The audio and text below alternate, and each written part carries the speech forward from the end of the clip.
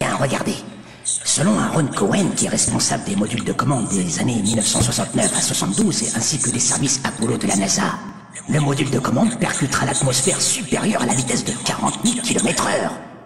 Oh oui, ça fait beaucoup. Et d'ailleurs, je suis étonné que ça vous surprenne. Je continue. Et si vous êtes sur l'autoroute, dit-il, et que vous roulez à 95 km/h, vous vous déplacerez d'environ 24 mètres par seconde. Mais dans le cas du module, nous arrivons à près de 11 000 mètres par seconde. Ce qui veut dire que le module frappe l'atmosphère. Ce n'est pas un vol, mais plutôt comme une percussion.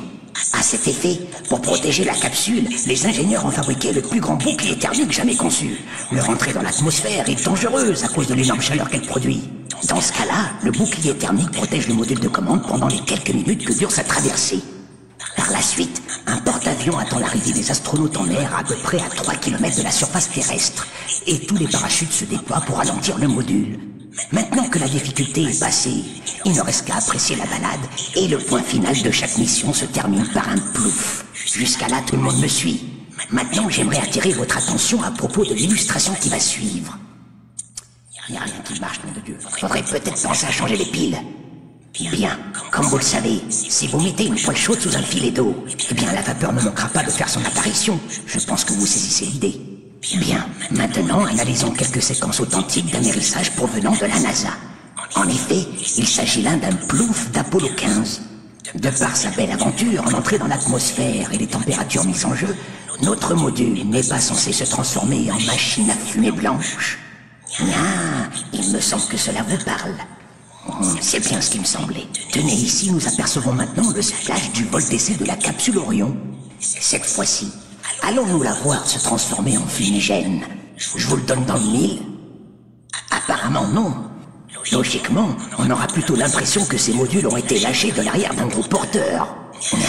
Et comme je suis de nature très curieux, alors j'ai décidé d'aller enquêter afin de savoir jusqu'à quel niveau de température la réentrée dans l'atmosphère terrestre vous amène.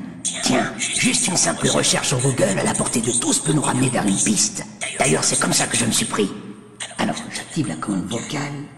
Température entrée dans l'atmosphère. Voyons ce que ça donne. Avec un petit agrandissement. Voilà. Oh, fatche de con! Ça a l'air plutôt proche des 2800 degrés Celsius. C'est une vraie fournaise. Maintenant, faisons une comparaison à partir de cette donnée. Tiens, observez ceci. La lave a une température située entre 700 et 1200 degrés Celsius. Et quand elle rencontre l'eau, c'est une vraie centrale vapeur. Bon, vous l'aurez vite compris, une image vaut mieux que 1000 mots. Mais une petite question de turlupine, cher acteur de la NASA. Dites-moi, comment un djembé en métal tombant du ciel chauffé à 1500 degrés Celsius fait-elle pour ne créer aucune diffusion de vapeur au contact de l'eau? Apparemment, ça vous laisse sans voix.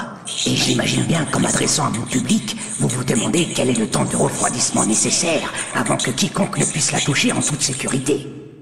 Alors, aucun argument là-dessus? Ou c'est peut-être moi le complotiste? Comme vous pouvez le voir, aucune explication